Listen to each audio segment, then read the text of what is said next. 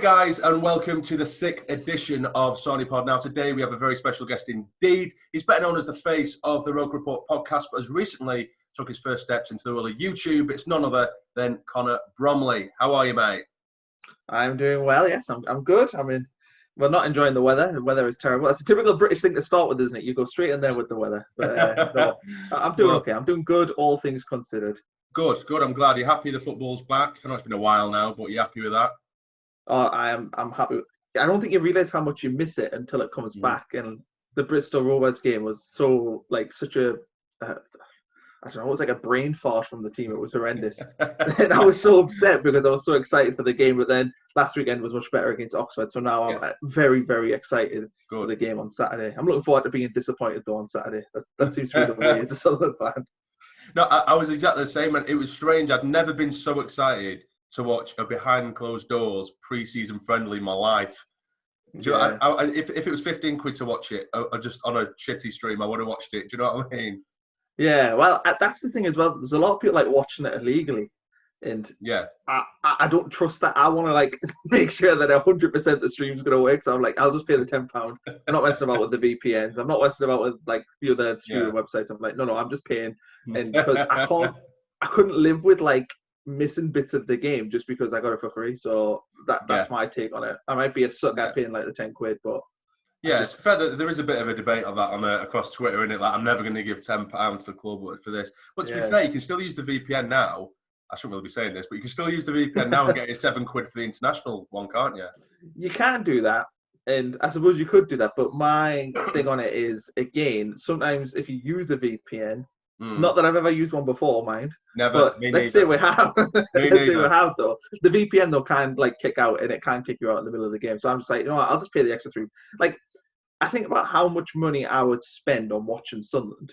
Yeah. Normally, if I bought a season ticket and then, bought food on the day, bought a drink, whatever, it wouldn't come to the amount that I'm paying to pay £10 a game. So I don't mind paying the £10. It's justified in my head to pay £10 a game. Yeah, well, you have to justify it to yourself, don't you? That's the main thing.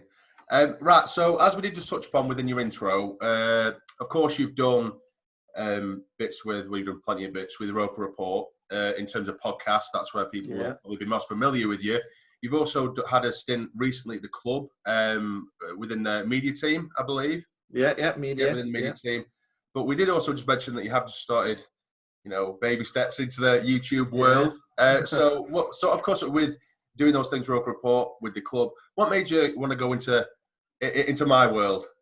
Yeah, into your world. Well, the thing is it's I've always watched Sunderland YouTube. I'm not saying I'm a religious watcher. I'd say I'm a positive YouTuber in the sense of when Sunderland win, I will watch all the content around Sunderland winning. Yeah. And when Sunderland lose, I don't watch it. And I think a lot of people are actually the opposite. A lot of people like watching it when we lose, but not for me. I like watching it when we win.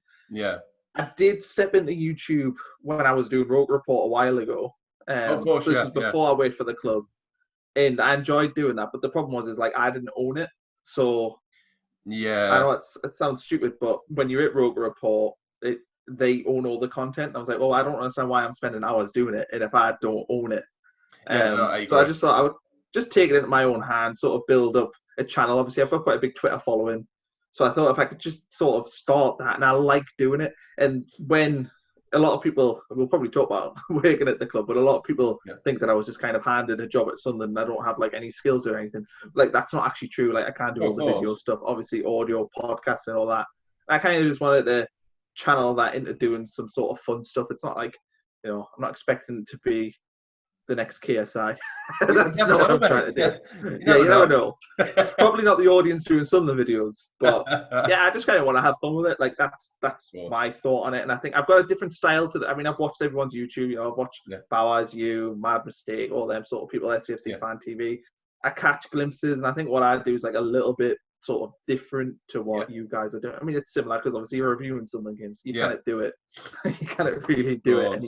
You can't talk about different games, so you've got to talk about the match. But I think I kind of offer something a little bit different to what you guys are doing. Yeah, I think across the whole sort of Sunderland YouTube scene, we'd like to all think we add something a little bit different.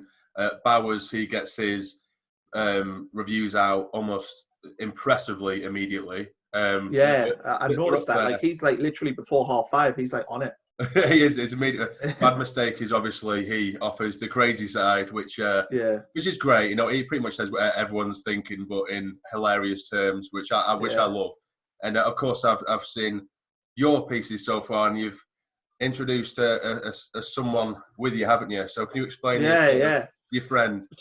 So I needed someone to argue with, and I was like, but I don't want to bring anyone in to the chat. Obviously, with COVID, you can't do that anyway. Cool. So I was like, right, well, how do I do this? And I've actually watched. I follow Toronto Maple Leafs, which is ice hockey, and there's a guy who does videos for them, and he has a hat guy. So the idea is completely stolen from him. I'm not going to claim it's any sort of genius from me. Right. He made a hat guy so he could argue with them, and basically for me, the hat guy is like the logical voice in your head. That's what it's meant to be. Yeah. It takes out the fandom. So, you know, if you draw 1-1 with Bristol Rovers and then beat Oxford, then after the Oxford game, you talk about how brilliant everything is. Well, the hat guy's there like, yeah, but you drew Bristol Rovers last week, so why are you getting so excited? That was kind of the thought process behind it. I mean, it's essentially just a goofy way of introducing the video, basically. I think it's actually very clever because what you've done there as well, you can quickly diffuse any negative YouTube comments because with me, I can only give my opinion and I don't use a second opinion, which of course you use Hat Guy. So you can argue and say exactly what the YouTube comments were going to say anyway, and you're arguing back. So then the comments can't say, oh, well, you've just said this because Hat Guy's already told you to shut up. Do you know what I mean? Yeah, exactly. Yeah. That's the thing. Like the Hat Guy offers me a chance to get ahead of people who disagree with us, basically. Yeah, you're cheating, basically, is what you're doing. Essentially, yes, that's what I'm doing. I try to think, how could I cheat at YouTube? And I found a way. Immediately, just a few videos in. Yeah. Right. So, so of course, for those of you who aren't yet subscribed to Connor, then I highly suggest you do so, and you can go see Hat Guy. He's a really nice person. So we'll move on to your time with Sunderland. Of course, so you have your role within the media team. So how did that come about? First and foremost, of course, you were doing your podcasts with Roker Report. I think the first notable one that everyone kind of stood up and listened to, unwatched, was of course Stuart Donald when he first comes to the club. And of course, it progressively got bigger and bigger, and then you of course got yourself a role with the club. Now, so a lot of people, of course, like you kind of alluded to a little bit, is people that I thought, you got in with and you were pally with Stuart and they give you a job. So how did that, of course, come about, if you don't mind me asking? Yeah. Well, I think the last point you made, the pally thing, that is something that normally somebody who doesn't like me on Twitter would point that out. And I don't think that's necessarily wrong.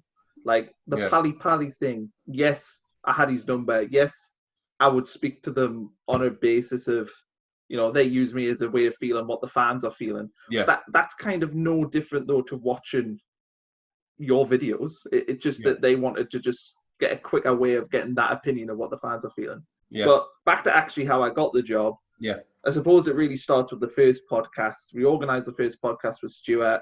That comes from just the fact that he thought we were the best platform to get his voice across.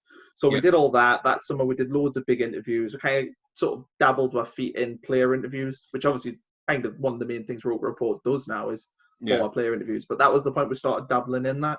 Yeah.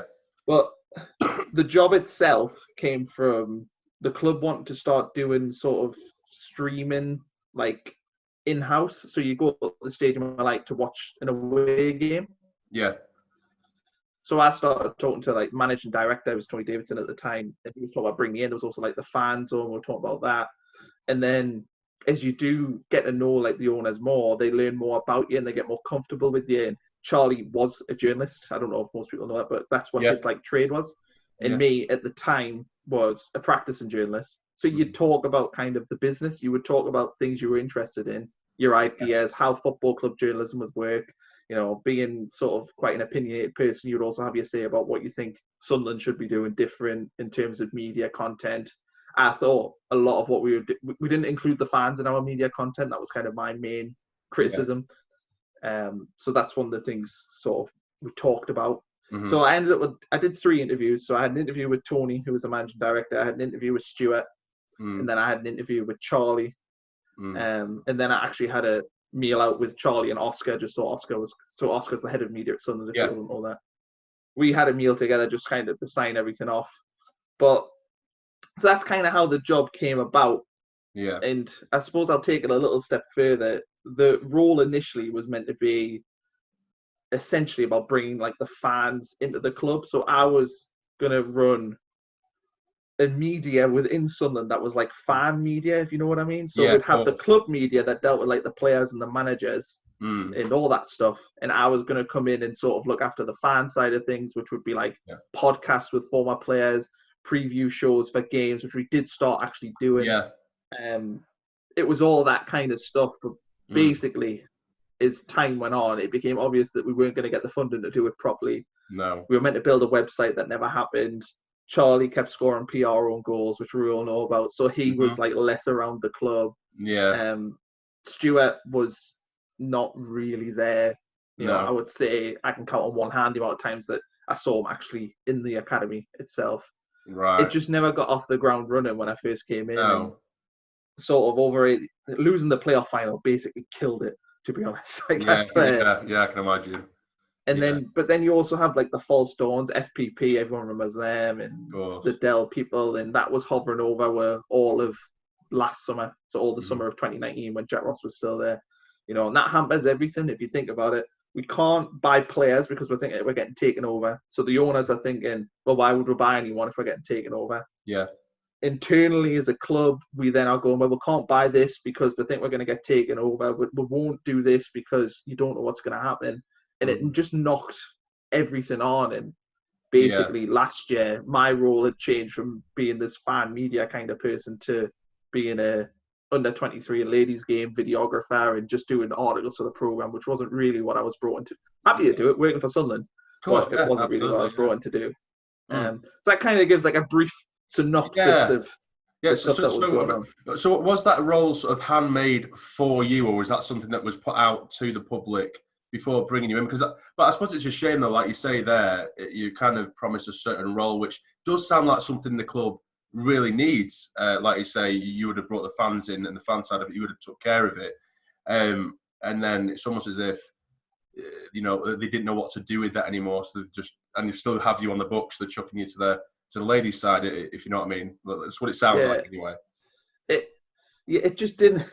It just never worked from day. I think it just wasn't a right fit once we were doing the fan sort of media stuff. That was essentially it. If we got promoted, I think, to the championship, things would have been very different for me there. But had I not left when I did leave, I probably would have left within 6 months anyway. Yeah. I don't know how long I would have continued on because it's not what I was trained to do. It's not what I was good at.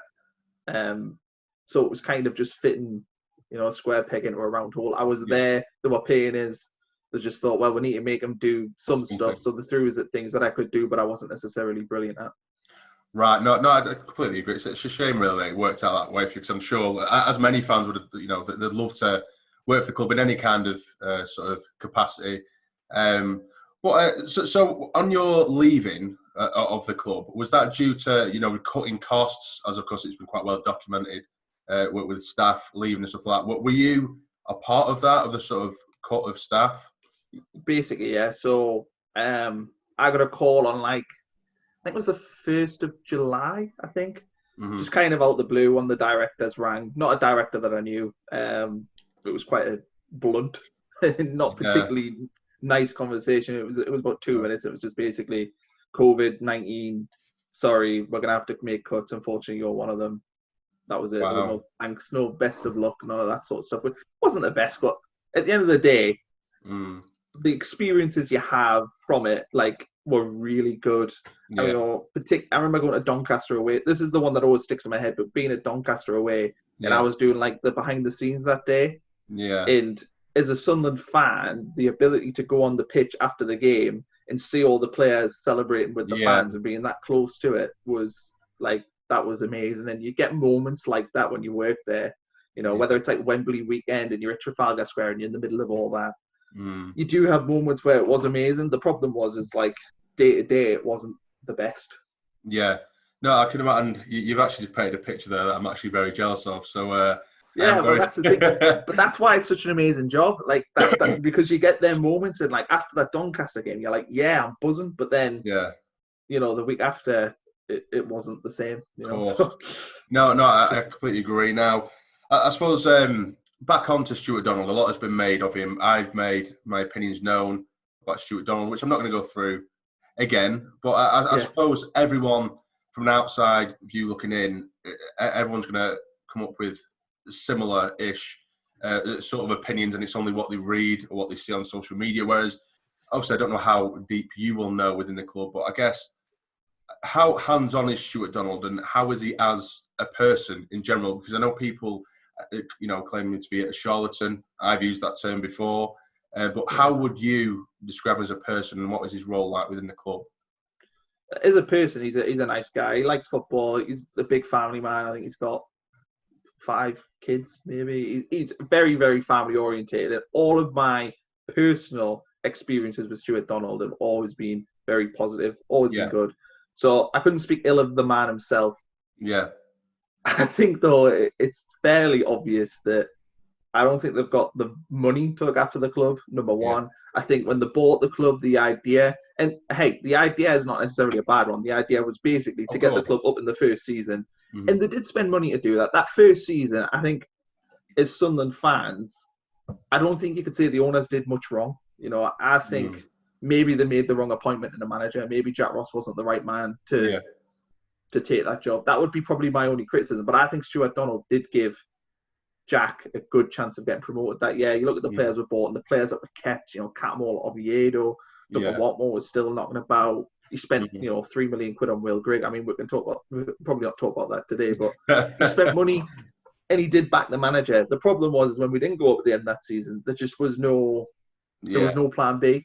That's when it all unraveled. That was, and that's when the fans sort of turned on him. Like, I think it's fair to say that losing that playoff final was essentially the first nail in the coffin, so to speak, of the relationship between the club and the fans. So I think words like chancer gets thrown about. I don't know if that's fair, but I can certainly see it. Yeah. I think if I could speak to Stuart right now, it would be interesting to hear what he has to say about how things are going and why he's let it run the way it is.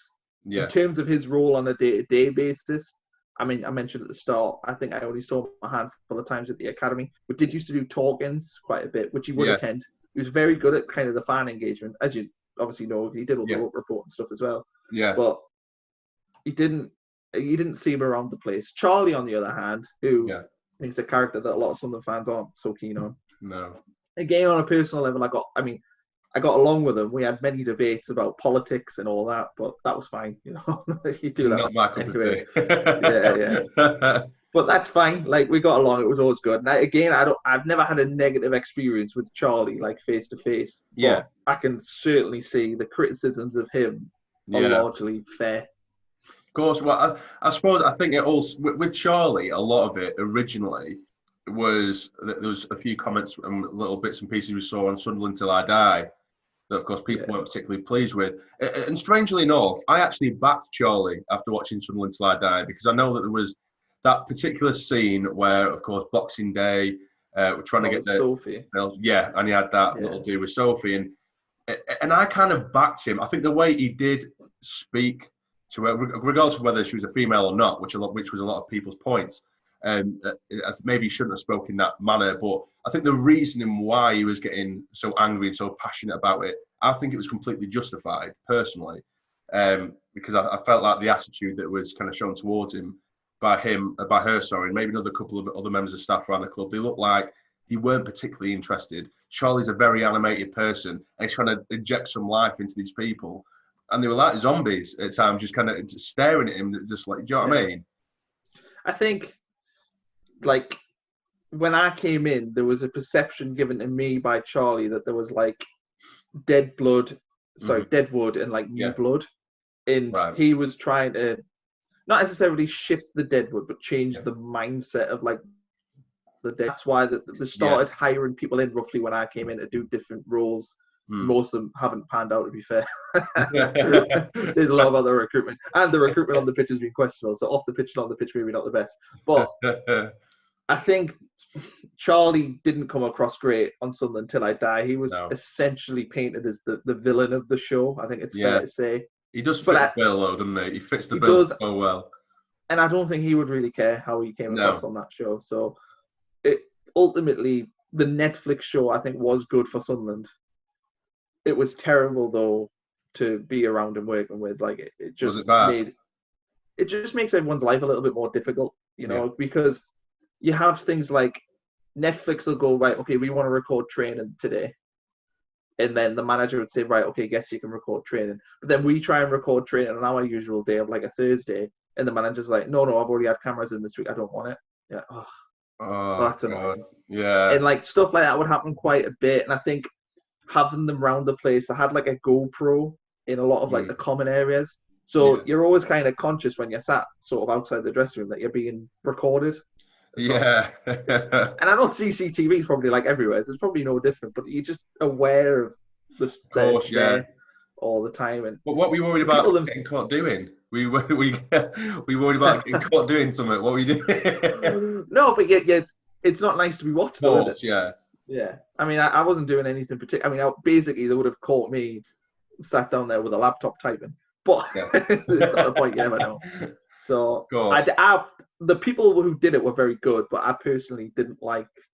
It was easier the next season when they weren't there. Yeah, no, of course I agree. Right, okay, I'll stop grilling you about the owners and what have you. We'll move on to this season.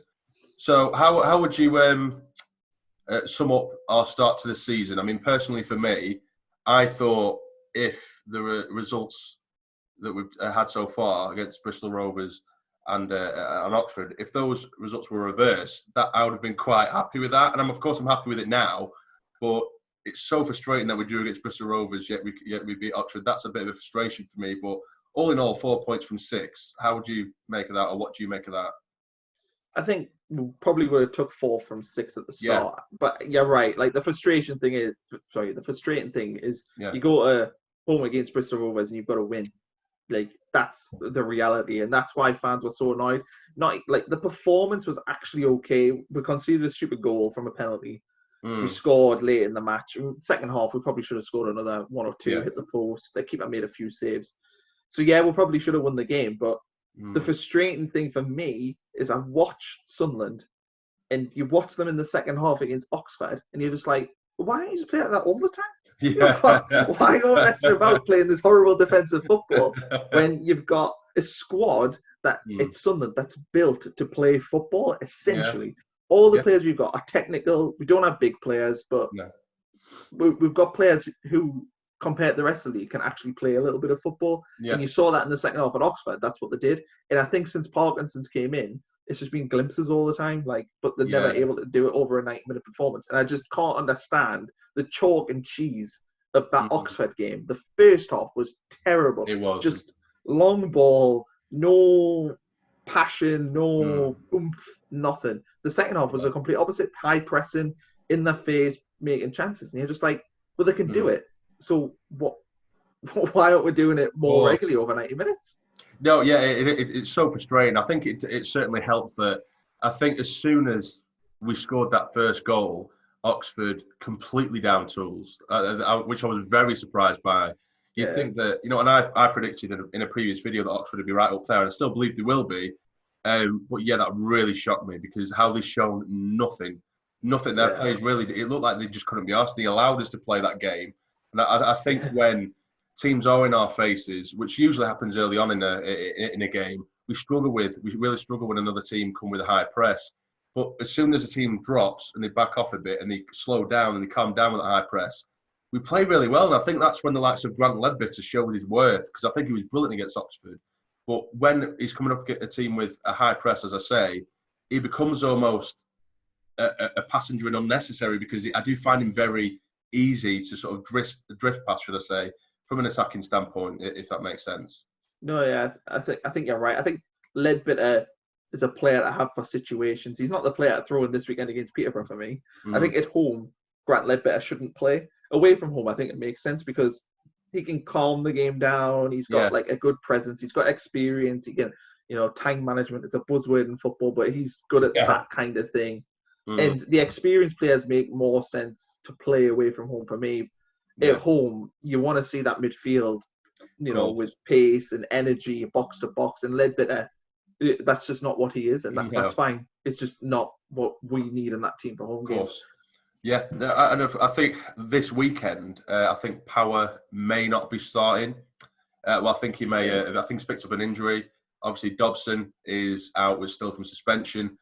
So it'll be interesting to see who we go for, because I think the only options really he's going to have is Ledbetter and Scowen. I don't think we do have anyone else who can get in there. Well, Dan Neil, but he seems to forgot he existed. Yeah, I was going to say I can sit and rant and rave. In fact, you know what I'm going to do? I'm just going to go for it right now. Go for it.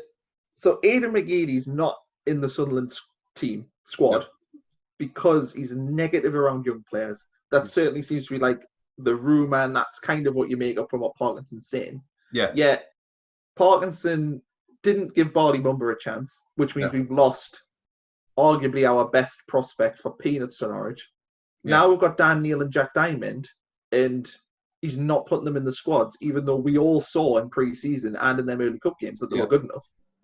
And yet they're nowhere near. So how can you justify not having Haydn McGeady, who is our best player? Well, his faults and everything else with him, he's still the best player we've got. Yeah. How can you justify that? That, to me, suggests that you don't know how to manage a team. Yeah. And I don't think that's unfair. You can't justify, if you're a League One club, not playing probably your highest or second highest paid player just because he's a negative influence around the dressing room. It just doesn't make any sense to me. And I think if I was Stuart Donald, I'd be like, why am I paying this guy 10, 15 grand a week to not play simply because you can't manage him? Yeah, that's true. And you touched on a point there. You say, you don't know whether he can manage this team. I think the idea he's got is there, but I just don't think he has the set of balls to do it, because his idea, which he has mentioned, and I do agree with the idea of how the academy, the under-23s, reserves and what have you, he wants them to all be set up in the same system as the first team, which only makes sense anyway. And of course, we brought in plenty of players to come into the under-23s. But so he's got the idea and the mindset there to do that and to chop and change and bring the under-23s or bring the youngsters in.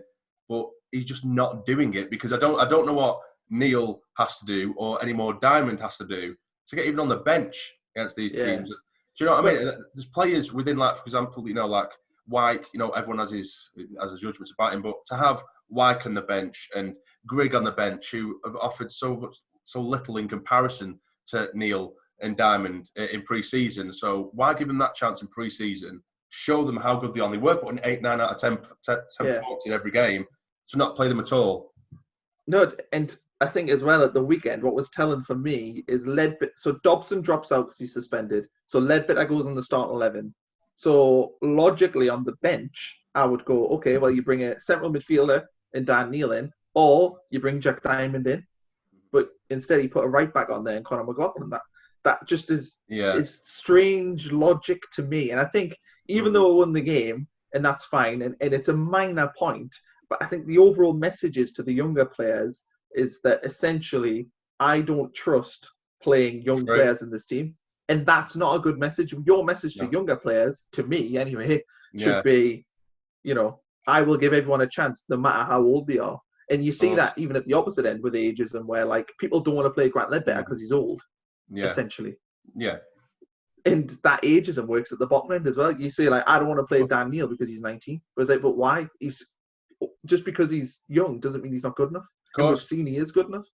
No, it is. It's so frustrating. And I think he does have one of those old school heads where he's only trusting the sort of more experienced heads, even if it isn't necessarily the best thing for the team. Because like you say, there was times against Bristol Rovers where I think we were desperate in need of that sort of oomph in the final third, or just a bit of technical ability, a bit more creativity.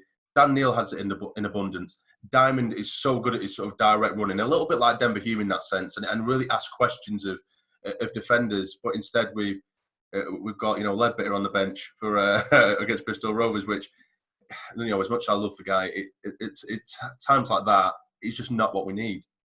But you'd also I look at a home bench a little bit different. Yeah. To an away bench. An away bench, I can understand going with experienced players, because if you're winning 1-0, to see a game out, you go, right, we'll bring on Ledbetter, we'll take off Dobson, because Dobson is a little bit more of a headless chicken. Ledbetter will calm the game down. Yeah. At home, though, in what circumstance would it make sense, unless it was an injury, to bring Grant Ledbetter on? Because if you're winning 1-0, you would at home for me. You don't want to slow the game down. You want to push for a second goal. That's true. Yeah. And if you're losing, you're not going to bring them on. So I don't understand the logic behind it. I mean, I'm not a football manager, so. I mean, you are on your YouTube channel, though, aren't you? I am on my YouTube channel, yeah. So I'd throw that in for you. He does a bit of football manager content. Yeah, a little bit. Right, so we'll move actually back onto ownership, but not our current ownership. I thought I'd switch it up a little bit there. Okay. There's a certain Mr. Will Story who just doesn't seem to disappear. I mean, I've probably given too much coverage, if anything, and I keep saying I don't want to. But I can't help it. I can't stop. I can't bite my tongue. I've made a couple of videos about him now. Now, me and you, after looking through your tweets as well, we're very, very similar in our looks on Story. I've had the opinion that, of course, it's just one massive PR stunt. It's bollocks. But I can only say so much because, of course, I have no merit or sort of contacts within the club. But you do. So can you clean this up for me, please?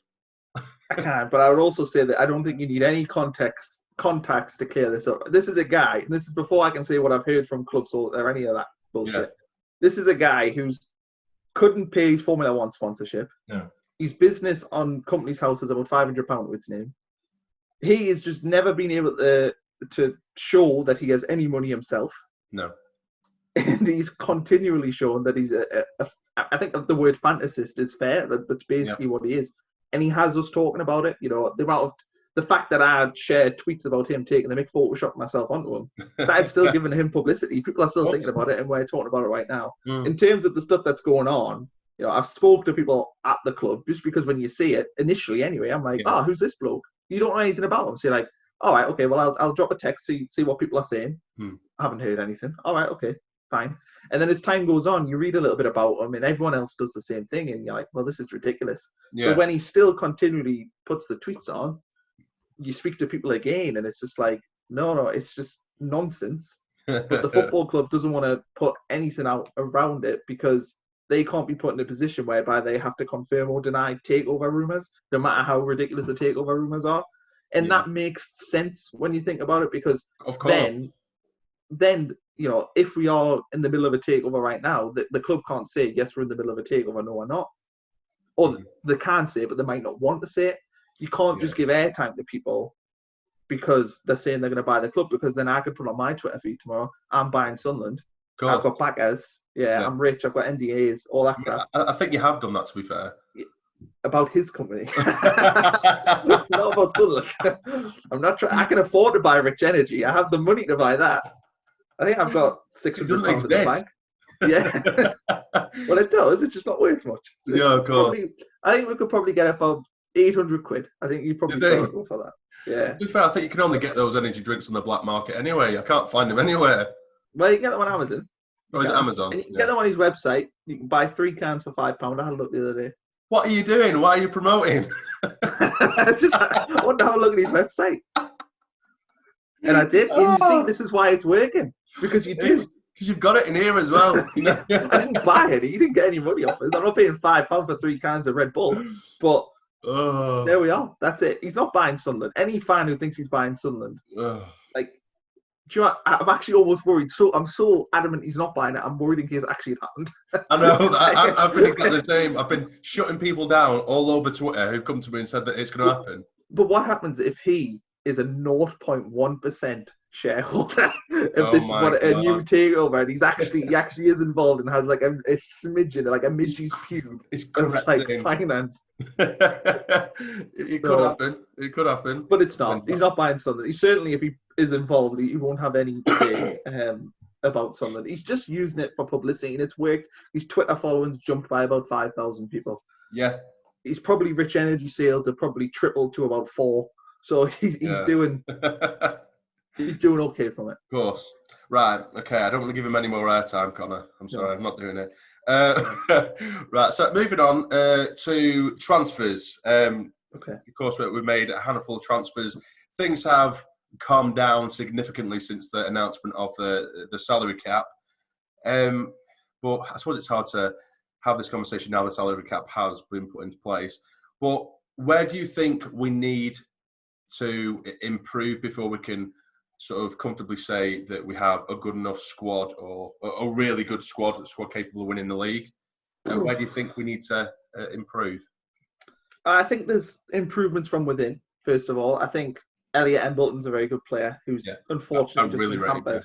Yeah, he's just been hampered with injuries, basically. And that's a worry in itself. My concern with him is that he's continually picked up injuries, and that's worrying when you're a young player that's happened. So, but he's an option. They've lost Morgan Feeney today to injury. I think I said he's out for 4 months. So they've said they might dabble in the transfer market there, and that wouldn't surprise me. I wouldn't be surprised to see maybe a loan sign come in there at centre-back. Yeah. Simply because that'll help with salary cap. I mean, I think a Premier League club who had maybe a 7th choice defender or one playing in the 23s would probably rather send him to Sunderland, where he's at least competing to get in the first team, than playing the horrendous mundane under 23 football. Yeah. But other than that, it's dictated by what, as you say, the salary cap. I don't know how much space Sunderland necessarily have.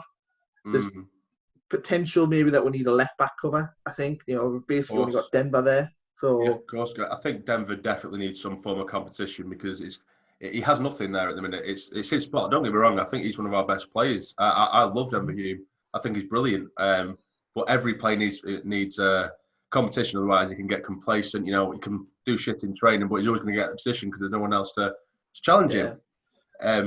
But I think with this salary cap, what I think a lot of people have been a little bit confused with. I'm constantly having arguments on Twitter, which is a little bit frustrating. For example, the other day, Luke Garbutt, who was rumoured to be very close to signing for us actually on the day of the salary cap, which of course fell through in turn. He's now signed for Blackpool. Then I basically put that on Twitter saying, is the salary cap's done us over type thing. And then people saying, well, if Blackpool could do it, then why can't we? It's like, well, we don't all have the same amount available. Blackpool have got rid of 17 players. And but that doesn't matter. It shows, it's just, no, it's just not how it works. Everyone has the same amount to spend in their wage budget, but it doesn't mean that everyone's at the same level all the time. Every player gets paid the exact same amount. It's quite a complicated situation, but one that it is frustrating nevertheless, isn't it? Yeah, I think them two players, Fraser and Garbutt. Yeah, I think they're probably like sacking their agent. If I was them, I'm sacking my agent right now because you get offered a deal from Sunderland. It was probably in the region of like $5 or $6 grand a week. They're not going to be on that at Blackpool. That's the reality. And I think you can see with players, Marcus Maddison's like an example. I know our fans love him. I don't think he's that great of a player, but that's a different argument for a different day. I know, that's a hot take. That's a steaming hot take. Right. But Maddison's, though, I appreciate that Maddison is a very good League One player. Yeah. He has not been snapped up yet, simply because I think he thinks he's a championship player. Championship clubs obviously don't see him that way. No. League One clubs now can't afford, Sunderland might have been able to give him 10 grand a week. Yeah. Now we can't afford to do that. And it's not we can't afford it. It's just that the salary cap means we can't necessarily afford it. Yeah. So that's the problem. And I think it's frustrating as a fan. I mean, it's frustrating that we're given the same constraints as Accrington Stanley. That makes absolutely no sense to me. And Accrington Stanley won't spend $2.5 million anyway on wages. With or without COVID, they're never spending that. So the number just seems completely arbitrary because an Accrington, a Rochdale, a Burton Albion, they can't spend $2.5 million on wages anyway. So they're not going to be protected by this salary cap. All it's doing is capping the ability of teams that can't afford it to spend it, which is making it a more level playing field. But to me, I didn't realise football was, about a level playing field. I thought it was about you've got the most fans, you buy players, it's money. That's what it is. It is. And I know they're trying to get away from that, but we're not in the NFL. We don't need a level playing field salary cap because there's promotion and relegation. No, of course. The teams are going to be better than others. Why are we trying to make every team even? That's almost what is the point? There's going to be teams that are better than others. That's the whole point. Yeah. But either way, we'll move away from that again. We'll go to this weekend. For me, I think Peterborough are going to win the league. That was my Stephen hot take. You've been listening to Darren McAnthony on Roker Report this week. I just think for them, and they've always had this really good football. The football that they play, I think, is really, really nice. I think they have the strongest attacking side in the league. After looking at them over the last couple of games, even though they did beat Fleetwood 2-1, there's a lot to be desired defensively. But going forward, I think they have the strongest attacking side. So what is your prediction for this weekend's game? I think it's funny that you talk about the attacking players because for me, like Peterborough now without Ivan Toney are no longer as scary going forward. I mean, I think Ivan Toney scored 40 goals over the last 2 seasons, and like Sunderland strikers not named Josh Maja scored 21. Like, that's how good Ivan Toney is. I mean, it's how shit our strikers are, but it's how good he is. I think losing him is going to impact them quite a bit. I know they brought in Johnson Clark-Harris, who's a good player. I don't think he's a 25-goal striker, though, which is what Ivan Toney was. Defensively last year, I think they kept the most clean sheets in the league, and I think we were just behind them. We look very good defensively this year. I think you can knock Phil Parkhurst all you want, but he obviously knows how to organise a defence. It wouldn't surprise me if this game was quite a low-scoring one. I think both teams are probably technically two of the better ones in the league. I think both of them like to play a little bit more football. Well, Sunderland try to do it every once in a while, but Peterborough, I think, are a more consistent football inside. Sunderland can maybe do it in little spurts. I would say it's probably going to be like 2-1, either 1-0. It'll be a 1-goal game. Probably you'd edge it to Sunderland just because they're at home. Right. And you wouldn't like to bet against Sunderland at the stadium like normally. I mean, the record of League One at home. They draw a lot, yes, but they don't really lose. So I think I would be surprised if Sunderland got beat. I wouldn't be shocked if it was a draw. But I would edge with a 1-0 win. Well, I've gone with my head says we're going to lose. Strangely enough, I just can't see our defence coping with pace, and they have it in abundance. But why do you say that though? Because I don't think our defence is slow. No. I say that. I just mean Willis has the pace. I really rate Willis. I think he's one of the best defenders in the league. Yeah, right. Although he's not the fastest, his decision making and his ability to preemptively decide where the ball's going to go is second to none. It is brilliant. Yeah. Flanagan, on the other hand, he terrifies the life out of me. Flanagan, when he plays, I don't particularly rate him whatsoever. Hume is fast, but he's quite weak defensively. Where 09, that's improving though. Oh yeah, I think he's got better. Yeah, much better at that. But 09, although he puts 110% in, he isn't the quickest as well. But against the likes of Dembele, who they've got, Smodics, Harris as well, like you've mentioned, they have a lot of pace there that we haven't been up against so far this season. So it'll be interesting, but it just scares me because we have such a lack of pace, I think, across our squad, really. Yeah, I think my heart says we're going to win 2-1. I'll say that. Yeah, but the heart always says that. The heart says 7-0. The heart says 7. I don't go for a boring 2-1 on the heart. The heart's always saying 5 or 6. But I don't think, I think what you're saying is pretty fair. But I think our defence is, I think we've got certainly the 3 centre-backs that cover sort of everything quite nicely. Willis is very powerful, very quick, enjoys an overlap. He's actually all right going forward as well. Yeah. Bailey Wright, he's the brains. He's smart. He can intercept balls. He did a tackle against Oxford to stop them on a counter-attack last weekend. That was just brilliant. And then he just he gives the Peter Kay habit and he just loves it out. Yeah. Brilliant. That's what you love to see. Flanagan, probably fair. I would say that I'm not as negative on Flanagan as you, but he is the weakest of the 3. That's obvious. And Sunderland, I was surprised, to be honest, that he signed a new contract to stay. Yeah, I didn't think he was necessarily rated that high, but I don't think Flanagan necessarily in that position lets us down. He certainly hasn't really this season let us down from that left centre back position. I think Denver and Luke O'Nien have done a good job on the channels. I don't feel like we've been threatened. This weekend's going to be different because I think Peterborough have got good wingers, but so far they've dealt with the problems quite well. So I'm not as worried, but I think this weekend's the test for this defence as to whether or not we should be worried going forward. I think it will be very interesting to see whether or not Peterborough have what it takes to get past us and whether we can cope with the team maybe being a bit more in our face that we haven't seen so far this season. No, I completely agree. And I think if we win this weekend, or the result in general this weekend, is going to decide our fate for the next few games, I think. Because I think Parkhurst himself, I think he may have mentioned, how difficult this game is going to be this weekend. I think he also appreciates how good Peterborough are and the threat they bring. So if we get a win this weekend, particularly off the back of beating Oxford as well, I think we could go on a really good streak. And I think we looked at the fixture list when it first came out as a really difficult start, which it is in League One. It is a very difficult start. So a few wins, and a win this weekend in particular, and it definitely get the fans excited as well. Yeah, but I think as well, Sunderland fans and Sunderland should have an arrogance about them in League One. Like at the end of the day, Sunderland should approach every game with the mindset that they should win. Yeah. And that's not arrogant. That's just the fact that We are the biggest club in the league. We have the biggest budget. When we play against Peterborough, I know what you're saying. We've had a hard start of the season on paper, but the reality is like where we should be every team's hardest game, maybe apart from Ipswich, but the clubs with the biggest resources are us two. So to be honest, the fixtures in League One don't really bother me because I've seen Sunderland drop points against the worst teams, like Bolton on Boxing Day last year, and I've seen Sunderland beat the bigger teams like Wickham, who got promoted 5-0 quite comfortably. I don't feel like every game in League One just feels like an individual battle, whereas in the Premier League, when the quality is that much higher, you can almost pinpoint where teams are going to pick up and drop points because it's obvious who has the really good players and it's obvious who maybe doesn't.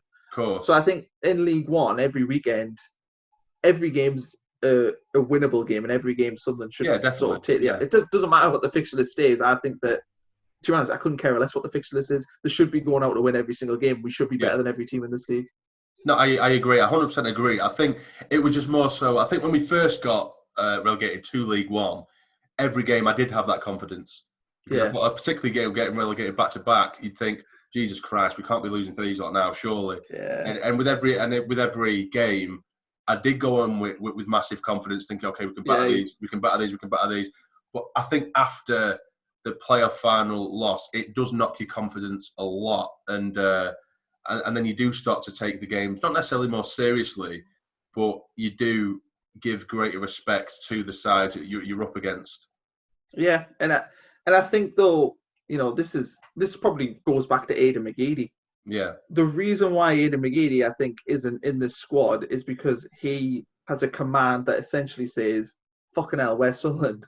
We're getting beat here at Burton Albion. How are you, lads? This isn't good enough for this football club." Yeah. And I think that can rub players up the wrong way. And I think that's probably why maybe he was a disliked player in the dressing room. Probably why the manager maybe didn't like him, because he would be in the dressing room thinking, bloody hell, like, under Park, how many games were we losing that Park when he first came in? It was like no wins in 10 or something. Yeah, of course. Sunderland Football Club. You've got players who are on 10, 15 grand a week. You've got the biggest budget in the league, the most fans, the best training ground, and all them things. Like, I can see how Haydn McGeady would get frustrated, and I can see how maybe the manager wouldn't like him. Yeah, I don't think there's an issue. I personally don't see an issue in McGeady saying that. I know some people took that in a sort of a negative take, but I had no issue with McGeady if it is true. Him going in and saying, we are Sunderland. If you're not going to make it at this level, you're not going to make it, type thing. Yeah, and as an experienced head, that is the right thing. I think that's the correct thing to say. There shouldn't be an acceptance at Sunderland that being in League One's okay and not winning every game at this level. We should be winning, and any time we don't win it, the players in the club not necessarily should be criticised. But if you go on periods of not winning games, the club should get criticised, and that's fair. And that's when you play for Sunderland. That's what you pick your wage packet up for. It's that pressure. Fortunately, the fans not being there will probably help them in some cases. And I don't mean that as Sunderland fans are shit and are negative. But I've been at the stadium a lot, and if a player plays a few wrong passes and you're in League One and you're getting beat 1-0 at home against Burton Albion or Accrington Stanley, the fans are rightly going to get on your arse. And that's fine. That's true.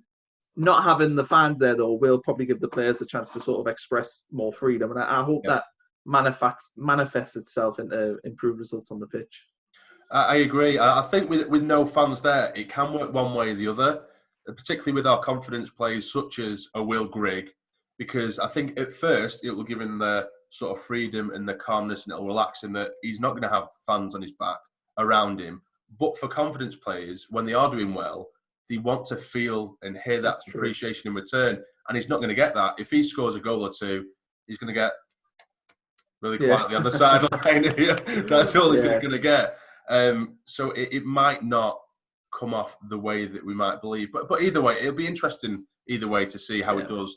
But the last thing we're going to go to, Connor, I've asked every guest on this. Where are Sunderland going to finish this season? Oh, good question. Well, I think I would say Sunderland would finish top of the league. And that based mainly on the fact that I don't think many of the teams have improved. And I think Sunderland are one of the few, other than maybe Blackpool, who have genuinely improved their team. We've not really lost anyone of any significance, and we've added players in. I also think, I'm not Parkinson's biggest fan. No. By any stretch of the imagination. I think his football is very poor at times, and I don't think he lines us up the correct way. Right. But I know he has the experience to get a team out of the league, and I think the no fans, which is, let's be honest, this is going to be here for the rest of the season, one way or another. The no fans is going to help us and help him get away with playing football that's not the best, which Sunderland fans wouldn't normally accept. I think Sunderland got a really good chance to win the league this year, and I think that should be the aim of the team. And I think as fans, we shouldn't really accept anything less than second this season. I don't think playoffs, with the money we've spent, with the budget we have, with the squad we've got on paper, pound for pound, you could look at that Sunderland 11 and put it against any other League One 11, and you would probably say Sunderland had the best 11. So if that's the case, you should win the games. And I know in our heads we're thinking, well, it's Sunderland, so we know that they're not going to win the league. Yeah. And that's the thing that mentally blocks you. But on paper, they've got the best team. And I would argue that point till the end of the day. I genuinely believe we've got the best team on paper, so that means we should win the league. Right, well, I'll clip that, what you just said, and we'll come back in 12 months when we finish 7. You can use it. You can use that on like a Twitter clip at the end of the day. When me and you fall out for some reason, just use that as a Twitter clip. Just put it on there. Like, don't subscribe to him. That guy's clueless. I'll do the same for you when Peterborough don't win the league. Oh, yeah, of course, yeah. Yeah, but at least I'll be happy still that we've won the league. I won't really be. That's true. I'll be the one person there being like, that jamsarny's a knob. He said Peterborough to win it. It's a win-win for me. Win-win. I suppose. I should have went with someone else, shouldn't I? Damn it. Probably. Well, thanks for... thanks for coming on, Connor. I do appreciate it, mate. Have you enjoyed it? I enjoyed it. No, it's been good. I was just about to say that. I've enjoyed myself. I never get to talk about myself, so it's been quite good. Oh, yeah, of course, yeah. It must have been a bit different. Roles reversed. Yeah, because whenever I do Rogue Report, like, I'm just asking the questions. Yeah. I never get to give my opinion that often. Yeah, I mean, it's quite easy, isn't it, Connor? It's quite easy. Yeah, well, it's not that easy. I think it's a particular skill being a good podcast host. I've nailed it over the years. Was that a Taken quote you just gave me? No. It wasn't meant to be. Oh, God. Right. Well, if you guys have enjoyed this video, it'd be really appreciated if you did. Hit the like button and subscribe as well if you are new, and subscribe to Connor's YouTube channel. His link to his channel will be in the description down below. But for now, you take care and stay jammy.